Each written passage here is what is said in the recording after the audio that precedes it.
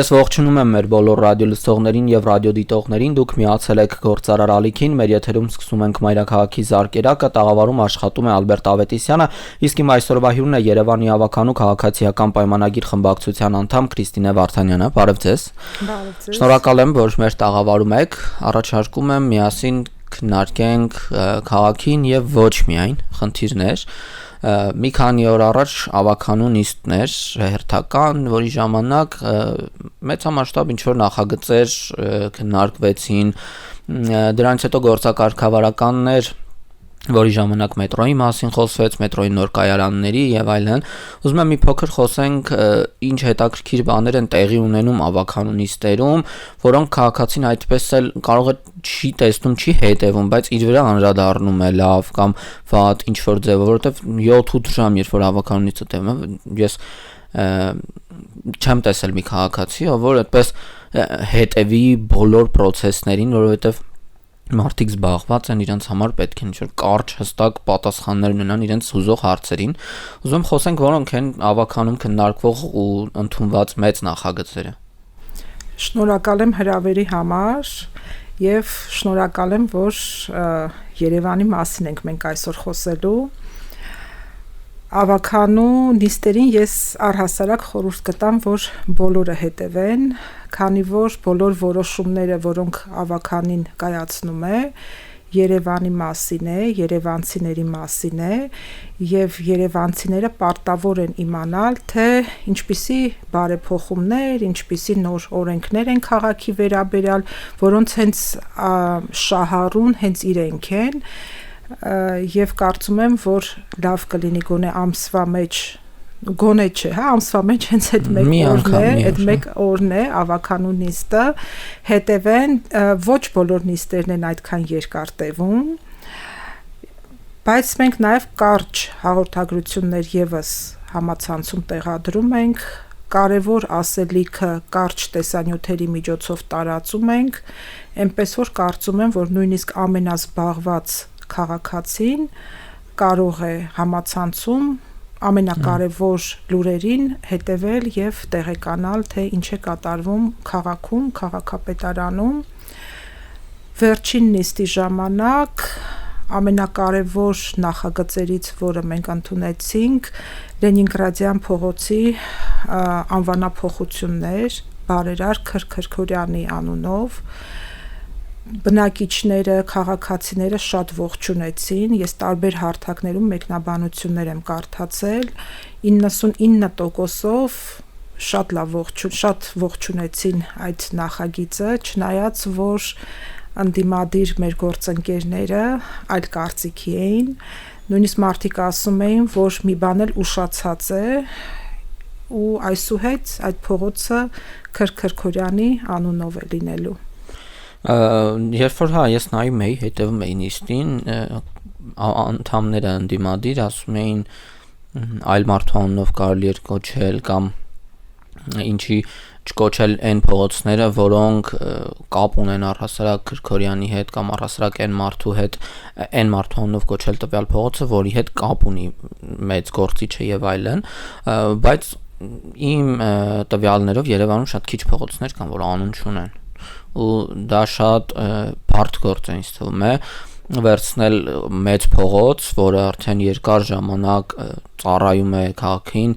եւ հստակ ունի անուն ու փոխել, կարելի ասել հայաֆիկացնել, որովհետեւ Լենինգրադյանը կապվում է Լենինգրադ քաղաքի հետ եւ այլն ինչ որ sense փոխելը դա բարդ է ու ես ենթադրում եմ դրան ինչ-որ ժամանակ է պետք, որ մարդիկ ադապտացվեն, որ սա Քրքորյանի անվան փողոցն է։ Այդպես նաև կան փողոցներ, որոնք ունեն անուններ, այս վերջերս էլի ավականին փոխեց կաթողիկոսների անուններով տարբեր, եթե չեմ սխալվում, Բաղրամյան պողոտայի վերջին հատվածը Կասյանը փոխվեց, ու այդպես շատ փողոցներ։ Ես ուզում եմ մի բան հասկանամ, երբ որ քաղաքացիներից եմ դա լսել, ինչպես է ընտրվում փողոցները, որոնք պիտի անվանակոչվեն կամ անվանափոխվեն։ Վերջին նիստի ժամանակ ավականու նաև իմ բերած երկու նախագծով Սիլիկյան թաղամասի 5-րդ եւ 6-րդ փողոցները անվանակոչվեցին կոմպոզիտորներ Ալեքսանդր Աճեմյանի եւ Արամ Սաթունցի անուններով Արամ Սաթունցի 120-ամյակն է, Ալեքսանդր Աճեմյանի 100-ամյակը եւ ընդառաջ ես բերեցի նախագիծը բավականին երկար, այսպես ընթացք է անցնում, միջև գալիս է հասնում է ավականու նիստերին, շատ բարդ է ընտրել փողոց, դուք ճիշտ ասեցիք, որ բոլոր փողոցները համարյա անվանակոչված են, անվանափոխված, որտեղ կենտրոնում երևի կենտրոնում չի մնացել, այո, շատ բարդ էր ընտրել Եվ մյուս կողմից ես կողմ եմ, որ ծայրամասային փողոցները, ոչ թե մենք ամեն ինչը կենտրոնացնենք հենց կենտրոնում, այլ ծայրամասի փողոցները եւս անվանակոչվեն, հենց Սիլիկյան թաղամասը մենք ընտրել ենք ավելի մշակութային գործիչների անուններով անվանակոչել։ Բացի այդտեղ գլխավոր փողոցը կոչվում է Կաթողիկոս Սահակ Պարթևի անունով։ Այո։ Եվ եւս կարծում եմ կբերեմ մի երկու նախագիծ, այս պահին դեռ մտածում եմ ում անունով կարելի է, պետք է մտածել այդ ուղղությամբ, բայց գալիս է մենք ընտրում ենք, հետո հանձնաժողովում ենք քննարկում, դրական եւ որ արդեն քվեարկության է արժանանում, նոր գալիս է ավականու նիստ։ Տեսեք, որ այդպես չթվա մեր լսողներն ու անդադ լավ բաներից ենք խոսում եւ այլն, մի երկու վատ չէ, խոչընդոտ բաներից խոսենք։ Տեսեք, փողոցը, որ անվանափոխվում կամ անվանակոչվում է, այստեղ մեր գործընկեր, ես միշտ ասում եմ մեր գործընկեր, որովհետեւ կադաստրը Երևանի քաղաքապետարանի գործընկերն է, իրենք ունենում են խնդիրներ։ Նույն եւ քաղաքացիները այդ անվանափոխության մասով հասցեներ են փոխվում, ինչ որ բաներ են լինում, դրանք մինչև անվանափոխվելը կադաստրի հետ է համաձայնեցվում, որ օրինակ այսին ժամանակահատվածում նախատեսվում է փողոցի անվանափոխում, որպեսզի մարդկանց օրինակ հասցեները փոխվեն։ Կադաստրի հետ համաձայնեցնում է փողոցի ստույգ, որտեղից է սկսվում, որտեղ է վերջանում փողոցը, դա շատ կարևոր է։ Դե գնում է արդարադատության նախարարություն, որ դրական եզրակացություն է գալիս, բայց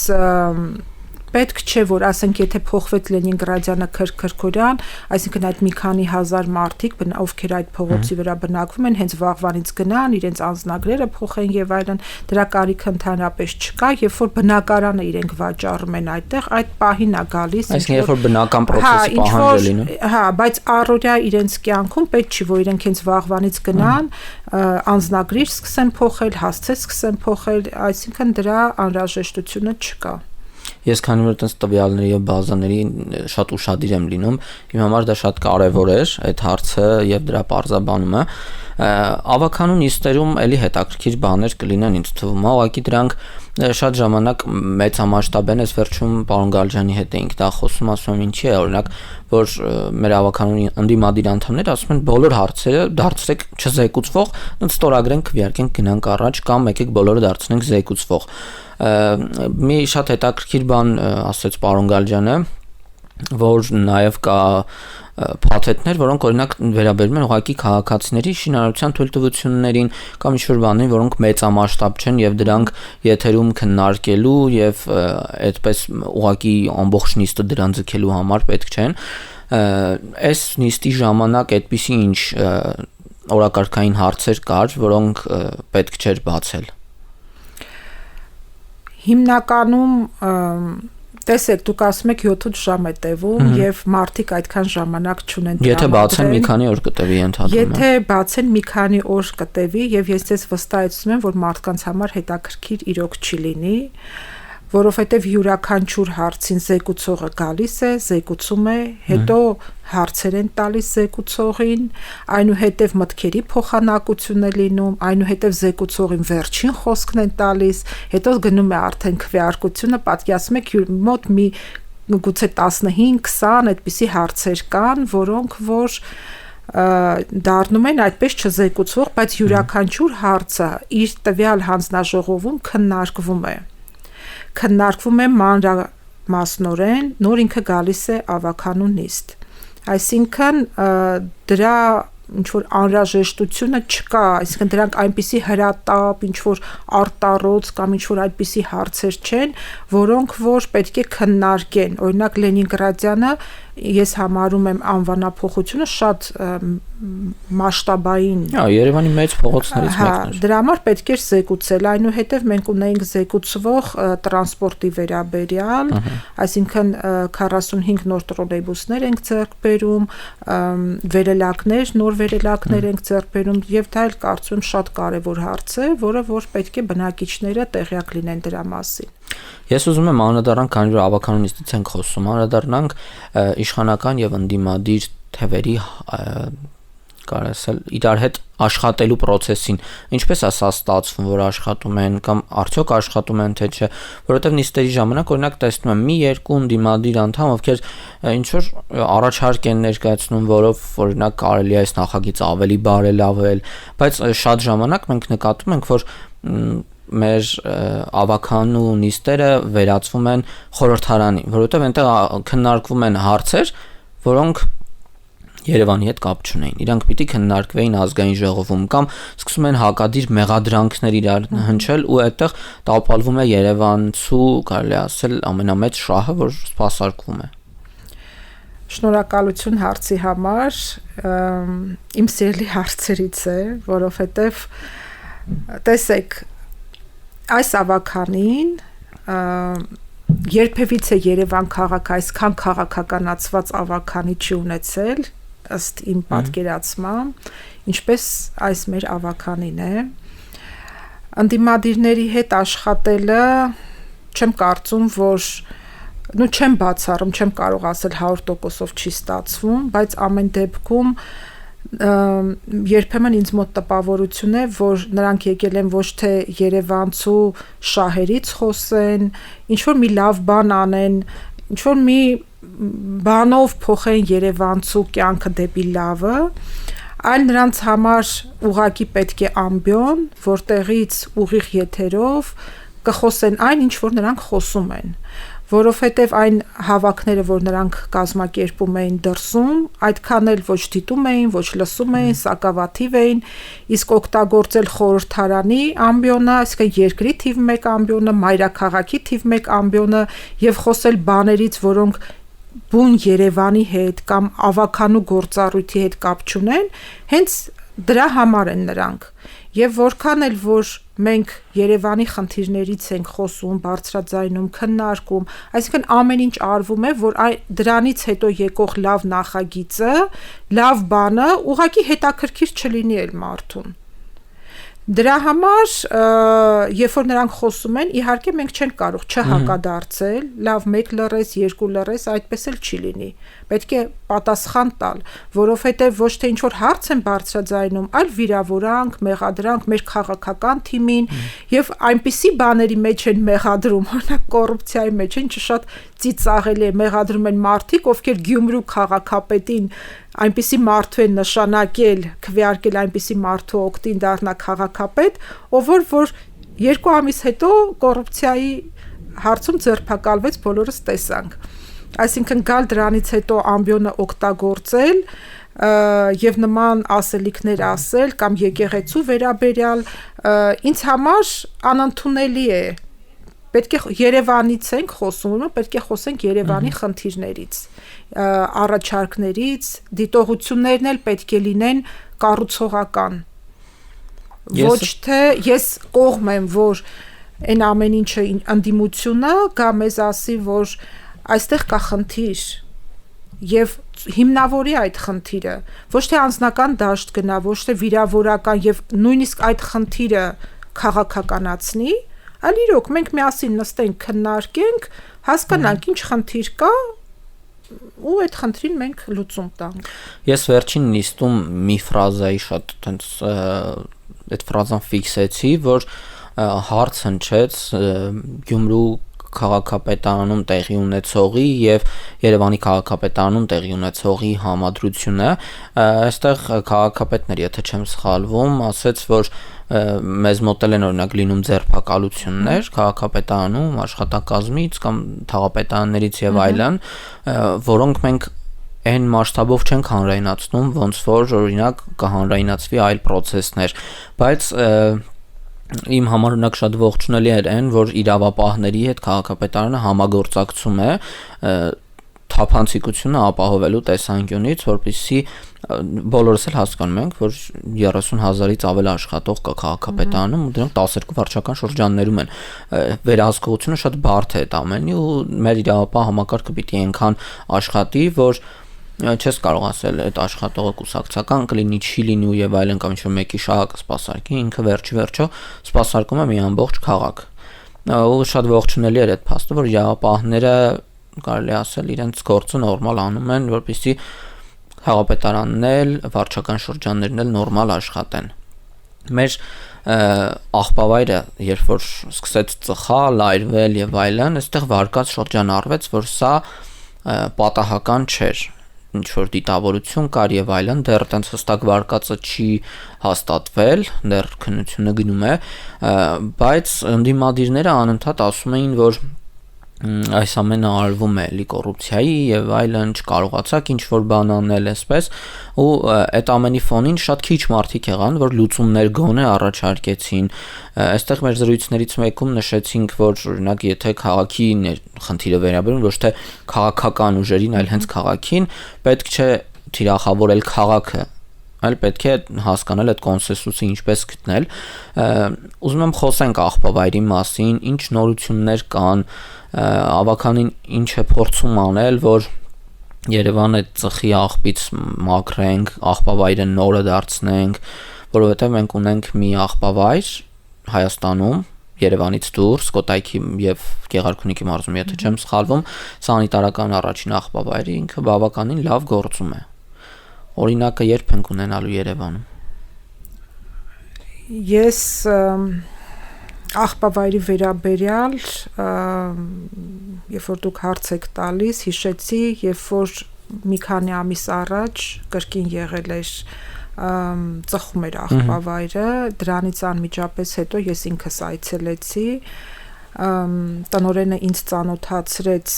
աղբավայրին, ծանոթացրեց ինչպիսի աշխատանքներ են արել մասշտաբային, որպեսզի ծուխը մարի, դեռ կային օջախներ, որոնք ծխում էին, այսինքն մենք պետք է հասկանանք, որ տարիների կուտակված աղբը, գազերը, արտանետումները եւ այլն մի պահ ինքը գալիս է, որ ինքն իրանով բռնկվում է այդ հրդեհը եւ առաջացնում է այն տհաճ իրավիճակը, որը ինչի ականատեսը մենք լինում ենք, բայց մայրաքաղաքի լայնամասշտաբ տոնից 1 օր, 2 օր առաջ, երբ որ կրկին աղբավայրը սկսում է ծխալ, քաղաքապետն էլ ասեց, որ դիմել է պատկամ իրավապահ մարմիններին, որ այստեղ կա դիտավորություն եւ ես էլ եմ կարծում, որ կար գուցե երևանցիների տրամադրությունը փոխելու համար կամ շեղելու այդ ուղղությամբ, ինչը վստահաբար չստացվեց, որովհետև ազգային ժողովի ամբիոնից անգամ հնչեց, որ հնարավոր չի չեղարկել Երևանի տոնակատարությունները, աղբավայրը այրվում է։ Երևանի տոնակատարությունները տեսակ անցան, ինչպիսի մեծ շուկով էինք մենք պատրաստվել եւ մարդիկ որքան երջանիկ էին, որքան գոհ էին, որ հենց բոլոր վարչական շրջաններում, քաղաքի տարբեր հատվածներում ես կարծում եմ, որ մեր ժողովուրդը արժանի այսուհետ միայն երգի, պարի, ուրախանա, դա վաստակել ենք մենք եւ ամեն անգամ նման մասշտաբի միջոցառումներ կազմակերպելուց առաջ, երբ որ կամ հետո, երբ որ ընդդիմությունը սկսում է դա էլ քաղաքականացնել, դա էլ ընդունելի չէ, որովհետև ես վստահ եմ, որ նրանց ընտանիքի անդամներն են ուրախանում, նրանց հարազատներն ու հարևաններն են ուրախանում, ուրախության մեջ չկա Թաթայի համերգին այդ բազմահազարանոց հանրապետության հրապարակում միայն կուսակցականներ չէին կամ իշխող կուսակցության աջակիցները չէին, այլ ընդհանուր բոլորը ուրախանում են, որովհետև այդ տոնը Երևանի մասին էր, երևանցիների մասին էր, մենք երևանցիներ ենք եւ արժանի ենք, որ մեր քաղաքի տոնը տոնենք, աղբավայրի վերաբերյալ նուկան ծրագրեր, աշխատանքներ արվում են, ես ուզում եմ ձեր ուշադրությունը դարձնել այն հանգամանքի վրա, թե աղբահանության խնդիրը ընդհանրապես մեր քաղաքում որքան է փոխվել, ես հաճախ եմ այցելում ԵԱՍՄ, ծանոթանում են այն նորագույն ձեռքբերված տեխնիկաներին, վերջերս էլ մենք նոր մեքենաներ աղբատարներ նոր ձեռք բերեցինք, որոնք շատ ավելի լավն են, քան նախորդները։ Մշտապես այդտեղ փոփոխություններ են փողոցը մաքրելու ընթացքում էլ դուք կտեսնեք ինչ տեխնիկա է աշխատում, հանդերձանքից սկսված բոլոր այն պարագաները, որով որ փողոցը մարդիկ մաքրում են, եւ խոնարհումս այդ մարդկանց տարիքով մարդիկ են եւ ինչպիսի հոգատարությամբ են նրանք մաքրում։ Ես ուզում եմ նաեւ մեր բնակիչներին դիմել եւ խնդրել, որպեսզի նրանք էլ մաքուր պահեն քաղաքը, որտեւ մենք քնած ենք, բայց այդ մարդիկ աշխատում են, նրանց վճարված հարկերով ձեռք են բերվում այդ տեխնիկաները, նոր աղբամաններ, երբևիցե մայրաքաղաքի աղբամանները չեն լվացվել, փողոցները չեն լվացվել, լվանալուց աղբամաններ։ Եվ հիմա տեսեք ինչքան, այսինքն մենք ուշադրություն ենք դարձնում, բոլորին խնդրում եմ, որ ավելի հոգատար լինեն, որտեղ մեր տունը հենց Երևանն է, ոչ թե այն մի քանի քառակուսին, որտեղ մենք բնակվում ենք, եթե մենք մեր տանը չենք ուտում եւ չենք նետում հատակին, ապա դրսում առավել եւս մենք դա չպետք է անենք։ Այդ մշակույթը կա շատ քիչ մարդկանց մոտ ու պետք է զարգացնել դա, որ մեր տան դրան մոտից են կոմել է մեր տունը, մինչև սահման, դա ոնց որ մեր տունն է, էլի չի կարելի դա կեղտոտել, փչացնել, ջարդել եւ այլն։ Ես ուզում եմ խոսենք մասնավոր եւ պետական հատվածի մասին, մի քանի տարի առաջ սանիտեկներ իրականացնում, որը հիմա ինչ որ դատական գործերով եւ այլն, այսպես պետության հետ խառը գործերի մեջ է, դրան չանդրադառնանք, հենց այդ սպասարկման ոլորտը անցնում է պետությանը, այսինքն հիմա անցել է համայնքին, օրինակ Երևան համայնքն է դա անում, ավելի սրտացավ եւ ավելի պարտաճանաչ է արվում, օրինակ երկու ոլորտ ասեմ, մեկը աղբահանությունն է, մեկը կանաչապատումը։ Երկու դեպքում էլ արվում է պետական հիմնարկների կողմից ու արվում է բավականին լավ։ Խնդիրը ո՞րն է, որ մենք անընդհատ տալիս ենք ինչ որ բաներ մասնավորին, հետո նոր վերցնում ենք։ Խնդիրը ժամանակին երևի երբ որ տրվել է մասնավորին, եղել է այն, գուցե ես սխալվում եմ, որ համայնքը գուցե չի ունեցել այնքան բյուջե, որպեսզի ինքը կառավարի, ինքը ստեղծի, որովհետև ծախսերը շատ մեծ են։ Փառք Աստծո, հիմա մեր համայնքը ունի բյուջեն այնպես է, որ եւ կարող է իր կանաչապատումը ունենալ եւ իր աղբահանության հիմնարկը կարող է ունենալ։ Մենք նաեւ ունենք կենդանիների պահպանության հոհակ, որը շատ լավ աշխատում է։ Ես այնտեղ եմ շատ հաճախակի լինում։ Ես այն օրը մի առաջարկով այստեղ հանդես եկա, Հարությունի հետ խոսում էինք, ասացի ինչ որ նա կառավարությունը չի մտածում հոհակը Երևանից վերցնելու համար, դարձնի պետական ավելի մեծ եւ ամբողջ Հայաստանով դա արվի, որովհետև Երևանը ունի հարակից շրջաններ մարզերին կպած, որտեղից շները կենդանիները ներթափանցում են, ավտոմատ դառնում է իրենց մեծ գործը արված, այդքան էլ ոչ էֆեկտիվ, որովհետև մարզերից թափանցում են ներս այդ շները ու կատուները։ Ձեզ ասեմ, որ ինձ առաջ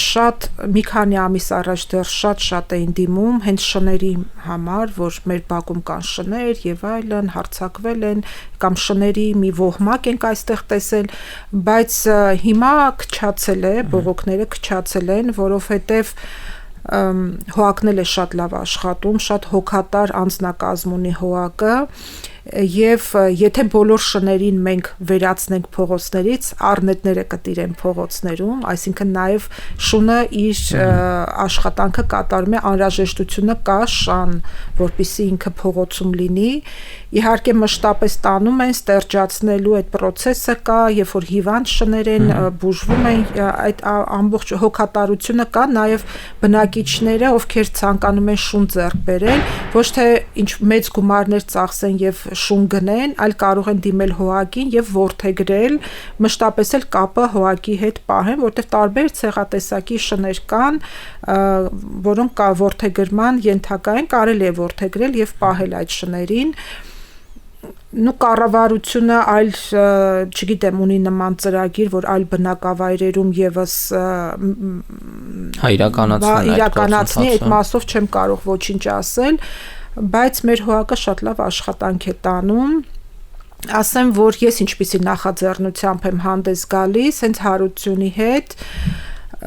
այցելել ենք դպրոցներ 5-6-րդ դասարաններում այսպիսի սեմինար է անցկացրել Հարությունը, շատ լավ ինքը ներկայացրել է երեխաներին, թե ինչպես է պետք վարվել շների հետ, ինչպես է պետք հոգ տանել, պատկերացրեք երեխաները մանավանդ ովքեր շուն են պահում, բավականին շատ գիտելիքներ ունեն եւ խոսք ենք տվել երեխաներին, որ կկազմակերպեմ նրանց այցը ՀՕԱԿ երևի այս կամ հաջորդ շաբաթ արդեն արձակուրդներից հետո կտանեմ այդ դասարանի երեխաներին, որպեսզի նրանք հենց տեղում ծանոթանան այն ամենին, ինչ որ սեմինարի ժամանակ նրանց ներկայացրել ենք, որպեսզի երեխաներ իրենք էլ տեսնեն, որ շատ հաճախ շունը ինչի է կծում, որովհետև սխալ ես վարվում նրա հետ։ Ես ասում եմ, եթե այն ամենը ինչ չես ուզում, որ քեզ անեն, դու չպետք է անես շանը, ընդհանրապես դա հենց այդպիսի նախագծերով, տարբեր նախագծեր, իդեպ ասեմ, առիթը օգտագործեմ, որ այսպիսի մի նախագիծ էլ եւս մի պրոյեկտ եմ մտածել, որը վաղվանից սկսելու եմ իրականացնել, կոչվում է «Երբ կարդում է ավականու անդամը», գնալու եմ գրադարան, հրավեր եմ ստացել Շենգավիթի գրադարաններից մեկից, որտեղ գալու են մանկապարտեզի երեխաներ եւ ես նրանց համար Հովհաննես Թումանյանի հեքիաթն եմ կարդալու եւ որից հետո նրանք նաեւ հեքիաթը էկրանին են տեսնելու։ Այդ նախագիծը անում է մանկապարտեզներում, հիմա որոշել են գրադարաններում, որպեսզի երեխաները նաև այդ միջավայրին ծանոթանան, հենց գրքին ծանոթանան եւ այդ միջավայրում ես նրանց համար հեքիաթ եմ կարդալու։ Քանի որ խոսեցինք ավականուց եւ այլն, մեր ավականին բավականին խայտաբղետ է, այն առումով, որ ունի 5 խմբակցություն, դրան գումարած նաև ազատ ավականու անդամներ անկախ։ Շատ ենթադրելի էր ընտրություններից առաջ ավականու արդեն ձևավորվող ավականու դեպքում, որ քաղաքապետը լինելու է ընդդիմադիր, որովհետև 3 թե 4 ընդդիմադիր 3-ն են խմբակցությունները ընդդիմադիր, հետո կոալիցիայով եւ ընտրությունների արդյունքում քաղաքապետը դարձավ իշխող խմբակցությունից։ Մյուս ձեր աչքով եմ ուզում ավականու իշխող խմբակցության աչքով եմ ուզում նայենք մյուս թևերին, այսինքն ընդդիմությունը ինչպես է ինքը իր մեջ աշխատում։ Ես միշտ ընդդիմադիրներին հարցնում եմ, իրենք դա պատասխանում են։ Ես ուզում եմ հասկանամ իշխանության աչքերով ընդդիմությունը ինչպես է աշխատում կամ աշխատում է թե չի աշխատում իրար հետ։ Այսինքն ընդդիմությունը իրենք մյուս 3 թևերը իրար հետ ոնց են աշխատում կամ արդյոք համագործակցում են թե չէ։ Ես չեմ կարծում, որ շատ sense ջերմ միասին աշխատում են, նույնիսկ կա խմբակցություն, որ մասնատվել է երկու մասի, գիտեք եւս մեկ խմբակցություն կա, այսինքն երկու խմբակցությունների մեջ կա մասնատում։ Ընդդիմության մեջ կան իհարկե գործընկերներ, ովքեր որ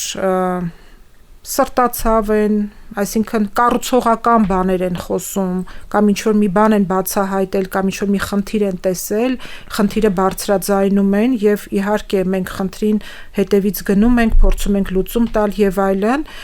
Նրանց անձնական շփումների մասին, թե ով իր փոխադարձ ինչպիսի շփումների մեջ են, չեմ կարող ասել, ինչ որ չեմ տեսել, որ շատ ջերմ լինեն կամ շատ վատ լինեն, բայց որ նրանց մեջ էլ կան ինչ որ մասնատումներ, ու դա ակնհայտ նրանք էլ են ասում։ Ես ուզում եմ, որ յուրաքանչյուր մարդ, քանի իրեն շանս է ընձեռնվել մանդատը ավականու, իրոք օգտագործի իշահ մայրաքաղաքի, իշահ բնակիչների, որովհետև այս ամեն ինչը ժամանակավոր է, բայց այս քաղաքում ապրելու ենք, շարունակելու ենք մենք, մեր երեխաները, մեր սերունդները, եւ շատ կարեւոր է, թե դու այդ կարճ ժամանակահատվածը, այդ հնարավորությունը, որ քեզ տրվել է, լինես իշխանություն կամ ընդդիմություն, ինչպես ես օգտագործում այդ հնարավորությունը, ինչպիսի ոտնահետ քեզ դու թողնում քո քաղաքում։ Վաղը մյուս օր քո երեխաները, քո թոռները քաղաքում քայլելուց հպարտանալու են, թե ասելու են ամեն դեպքում տատիկս, պապիկս կամ ծնողներս ունեցել են շանսը, բայց այդպես էլ ոչինչ չեն արել, որով գոնե ինչ որ մի բանով ես հպարտանամ։ Դրա համար կարծում եմ, որ ավելնորդ այդ աղմուկը խոսակցություններ են ու ես հասկանում եմ, որ գուցե նրանց ասում են ինչ ասեն, նրանք հենց քաղաքական ինչ որ տենց գիծ են հետապնդում, կամերաների առաջ լրիվ այլ են, տեսախցիկների առաջ նրանք այլ են, տեսախցիկներից այն կողմ լրիվ այլ են, բայց ամեն դեպքում մայրաքաղաքը, մայրաքաղաքի բնակիչները, հյուրերը արժանի են լավագույնին, առհասարակ մեր բնակիչները արժանի են լավագույնին, մեր երեխաները արժանի են լավագույնին։ Ես ինչ շատ լավ եմ զգում, երբ որ գնում ենք այն մանկապարտեզները, որոնք մենք բարեկարգել ենք, նույնիսկ չբարեկարգված մանկապարտեզը մեծ sense վստահությամբ մտնում, որտեղ գիտեմ հաջորդը իրենք են լինելու։ Ես նաև կցանկանամ մենք մեր բուժկենտրոններից եւս եթե հարց տակ խոսենք։ Բուժկենտրոնները դա քանի որ 26 թվականին ապահովագրական փաթեթներն են սկսելու գործել, բուժկենտրոնները ամենախոցելիներն են դառնալու այն առումով, որ հերթերն են սկսելու շատանալ, որովհետև մեր տատիկ պապիկները անվճար են լինելու, օգտվելու են այդ ամեն ինչից եւ այլն, մինչեւ 18 տարեկանները այս ընթացքում քաղաքապետարանը ինչ գործառույթներ ունի բուժկենտրոնների մասով եւ ինչ է անում։ Քաղաքապետարանը, այսինքն մեր խմբակցությունը իշխող խմբակցությունը իշխանությունը քաղաքային շատ մեծ ուշադրություն է դարձնում իր ենթակայության տակ գտնվող հիվանդանոցներին եւ պոլիկլինիկաներին։ Դուք հավանաբար եւ տեղյակ եք եւ կտեսնեք, մենք տեսանյութեր ենք տարածում, թե ինչպես ենք պոլիկլինիկաները, այսինքն առողջության կենտրոնները, ինչպես ենք վերանորոգում հիմնովին վերանորոգում ենք, բավականին մեծ ներդրումներ ենք կատարում, ներդրումները ոչ միայն վերանորոգմանն են հենց վերաբերվում, այլ սարքավորումներ, սարքեր ձեռք բերելու համար 25 թվականը մենք հայտարարել ենք լաբորատորիաների տարի, այսինքն բոլոր մեր առողջության կենտրոնները, պոլիկլինիկաները վերազինվում են ժամանակակից լաբորատորիաներով, այսինքն այնպիսի սարքավորումներ ունենք, այնպիսի անալիզներ է հնարավոր հանձնել, որ այլևս պետք չէ, որ մարդը, որ ունի առողջական խնդիրներ, գնա այլ լաբորատորիաներ, հենց տեղում կարող է հանձնել անալիզները, տեղում անցնել հետազոտություններ, կամ պոլիկլինիկաներ, որ ունեն այնպիսի սարքավորումներ, որ օրինակ մայրաքաղաքում 1 կամ 2 կենտրոններ ունեին այդպիսի սարքավորումներ, բայց մենք եւ ԿՏ, եւ MRT, եւ դենսիտոմետրիա արդեն սարքավորումն են, որ ոսկրերի խտությունն է հետազոտում, սոնոգրաֆիկ սարքավորումները, ամբողջ գույքը, այդ ամենը փոխվում է եւ հերթագրում հնարավորություն կա հերթագրվելու, այսինքն պետք չի գալ ժամերով սպասել բժշկի դռան մոտ, այլ հերթագրվել եւ քո ժամին գալ։ Ինչ վերաբերվում է հերթեր կգոյանան, դե հերթերը այսպես թե այնպես կան։ Միշտ կան, օրինակ վերջերս այցելել էի այն պոլիկլինիկան, որտեղ ես եմ գրանցված, 102,000 բնակիչ է այդտեղ գրանցված, պատկերացրեք հերթերը այսպես թե այնպես։ Այդ հերթերը օրինակ ես չգիտեմ, խոսում են մարդկանց իրենց առողջությանը հետևելու մասին, թե բուժանձնակազմի քիչ լինելու մասին։ Երկու դեպքն էլ, տեսեք, մի դեպքը ողջունելի է, որ մարդը հետևողականորեն իր առողջությանը հետևում է, մյուս դեպքը անձնակազմի քչությունն է լինում, օրինակ շատ ժամանակ մի բժիշկ օրինակ եթե գնում է արձակուրդ, այն մյուս բժիշկը շատ ծանրաբեռնված է աշխատում։ Դե գուցե եւ դա էլ չեմ բացառում, բայց հնարավորությունն է տալիս, այսինքն մենք հնարավորություն ենք տալիս, որպեսզի մարդը լավ պայմաններում կա հետազոտվի, հետազոտությունների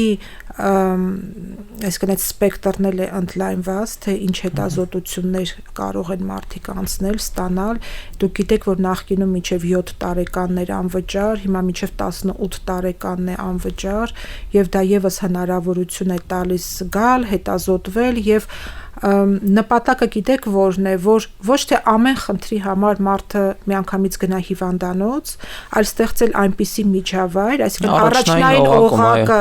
լինի այդ առողջության կենտրոնը, որտեղ մարդը կստանա համապատասխան եւ հետազոտություն, եւ կոնսուլտացիա, եւ բուժում, եւ ամենահրատապ իրավիճակում նոր նա կարող է գնալ հիվանդանոց։ Այսինքն հենց մեր նպատակը, մեր ծրագիրը, մեր ամբողջ գաղափարը հենց դրա շուրջ է, որ ոչ թե հա մի երկու ինչ որ անալիզ հանձնի պոլիկլինիկայում անվճար, բայց մյուսը գնա վճարովի, այլ նույնիսկ եթե վճարովի է, ինքը հանձնի, գինն էլ շատ մատչելի է եւ կարիքը չկա որ մի հատ էլ դու գնաս եւ նորից քեզ արյուն վերցնեն, այսինքն այդ տրավմային քեզ ենթարկեն, նորից արյուն, այլ մեկ տեղ հանձնելով դու այդ բոլորի պատասխանները ստանաս։ Շնորհակալ եմ շատ։ Մենք խոսեցինք ավականունիստից եկանք մինչև առողջապահություն։ Մեր զրույցները արդեն երևի թե 2 տարի են տևում, որ մայրաքաղաքին են վերաբերում ու մենք ընտրություններից մինչև երևի թե ես հույս ունեմ մյուս ընտրություններ եւ ավականու մյուս ընտրություններ էլի կհանդիպենք։ Շնորհակալ եմ, թեմաները անսպառ են, որոնք քննարկման համար մենք ներկայացնում ենք, հուսով եմ, որ առաջիկայում ավելի հետաքրքիր եւ ավելի հանրությանը օգտակար թեմաներով կհանդիպենք։ Ես էլ եմ շատ շնորհակալ հրավերի համար, ուզում եմ ասել, որ մեծագույն պատվով եւ հպարտությամբ եմ ծառայում Երևանին եւ երևանցիներին, ես այն ավականու անդամներից եմ, ով որ մշտապես դրսում է եւ շփվում է բնակիչների հետ, լսում է նրանց բարձրաձայնած խնդիրները եւ ամեն ինչ անում, որպեսզի այդ խնդիրները ստանան իրենց լուծումները եւ կարծում եմ հաճախակի կայցելեմ ձեզ, կլինեմ ձեր հյուրը եւ կներկայացնեմ հենց եւ խնդիրները եւ լուծումները, շնորհակալ եմ մեկ անգամ եւս։ Իսկ ես հիշեցնեմ, որ դուք դիտում կամ լսում եք Մայրաքաղաքի զարգերակը, տաղավարում աշխատեց Ալբերտ Ավետիսյանը, իսկ իմ այսօրվա հյուրն էր Երևանի ավականու քաղաքացիական պայմանագիր խմբակցության ավականու անդամ Քրիստինե Վարդանյանը։ Կհանդիպենք։